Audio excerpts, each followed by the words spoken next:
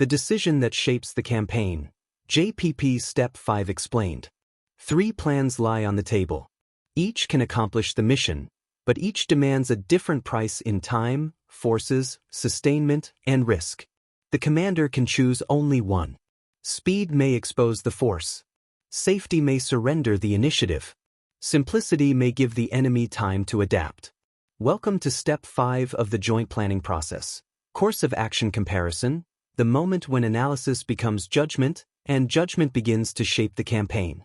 Its purpose: identify the course of action with the highest probability of accomplishing the mission at an acceptable level of risk. But there is a critical rule. Planners do not immediately compare the options. First, they evaluate each course of action independently against the same criteria. Only then do they place them side by side, exposing advantages, disadvantages, risks, and trade-offs. A decision matrix reveals patterns and hidden costs, but it cannot command. Numbers inform judgment, they do not replace it. Step 5 begins when Step 4, course of action analysis and wargaming, ends. Action, reaction, and counteraction belong to Step 4.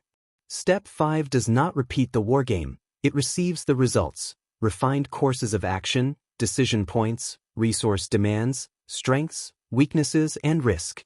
Step 5 ends when the staff has compared the options, updated its estimates, recommended one, and prepared the commander's decision briefing. That briefing opens the door to Step 6, course of action approval. The commander shapes this process. First, the commander approves the criteria before scoring, reducing bias. Second, every criterion is clearly defined: mission accomplishment, time, surprise, protection, sustainment, flexibility, access, and risk. Third, the commander selects the comparison method: narrative analysis, plus-minus neutral, or a weighted or unweighted decision matrix. If weights are used, the commander decides what matters most.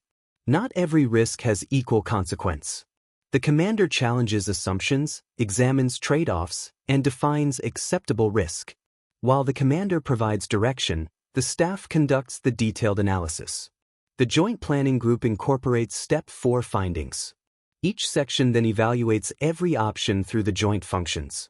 The J2 examines enemy capabilities, possible reactions, and intelligence requirements. The J4 tests transportation and sustainment.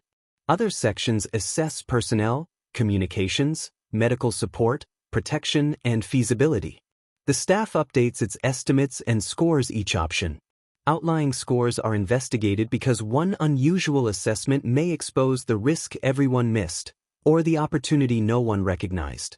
A red team, when available, challenges comfortable assumptions, identifies mirror imaging, and introduces alternative adversary and cultural perspectives. Only then does the staff compare the options directly. The preferred course of action is not simply the one with the highest score. It is the one supported by the strongest military reasoning. Now we enter the engine room, the documents. 5 groups of inbound documents provide the evidence. First are refined course of action narratives and sketches. They define what is being judged: task organization, main and supporting efforts, phases, sequence, timelines, and operational geometry. Second are completed wargame worksheets and synchronization matrices from Step 4. Step 5 uses their findings, not the wargaming method itself. They identify critical events, decision points, resource conflicts, strengths, weaknesses, risk, and how each plan performed against an adaptive enemy. Third are the approved evaluation criteria and definitions, the common yardsticks applied to every option. Without them, comparison becomes opinion without discipline. Fourth are revised staff estimates. Intelligence evaluates enemy behavior and collection requirements. Logistics tests lift, ports, distribution, sustainment, and culmination. Other estimates determine whether personnel, communications, fires, protection, and support can meet operational demands. Fifth are JOPP products, including adversary network analysis and the enemy's most likely and most dangerous courses of action. They ensure that friendly plans are evaluated against a thinking opponent, not admired in a vacuum. Together, these inputs become decision quality evidence. Step 5 transforms that evidence into 7 outbound products. First, evaluated courses of action and a completed decision matrix showing how every option performed against each criterion. Second, a side-by-side summary of advantages, disadvantages, trade-offs, and major risks. Third, the recommended course of action and a rationale explaining why it offers the highest probability of mission success. Fourth, refined SIRs, including PIRs and FIRs linked to critical decisions. Fifth, updated synchronization matrices showing the timing, resources, and cross-component support required.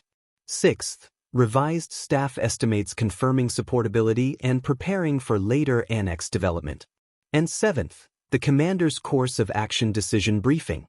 This briefing brings the story together: the mission, environment, courses of action, Step 4 findings, criteria, comparison, risk, and recommendation. The matrix records the analysis. The briefing enables decision. History reveals what happens when this work is incomplete. During Operation Joint Endeavor in Bosnia, deployment friction exposed unstable force flow data and poorly synchronized transportation assumptions. A plan is not feasible because its arrows move perfectly across a map. Forces must arrive, deploy, operate, and remain sustained. Operation Iraqi Freedom offers another warning. Major combat operations received extensive attention, while post-conflict planning had less time and emphasis. The Office of Reconstruction and Humanitarian Assistance was designated on January 20, 2003, only 2 months before the invasion. The lesson: success in one phase can create unacceptable risk in the next. Step 5 does not ask which plan looks most impressive. It asks which plan can accomplish the mission, withstand enemy action, remain supportable, and justify its risks. Operational planning is not about discovering a perfect plan. It is about making the best possible decision, before time, friction, and the enemy make it for you. If this video sharpened your understanding of joint planning, subscribe and join us for Step 6, Course of Action Approval.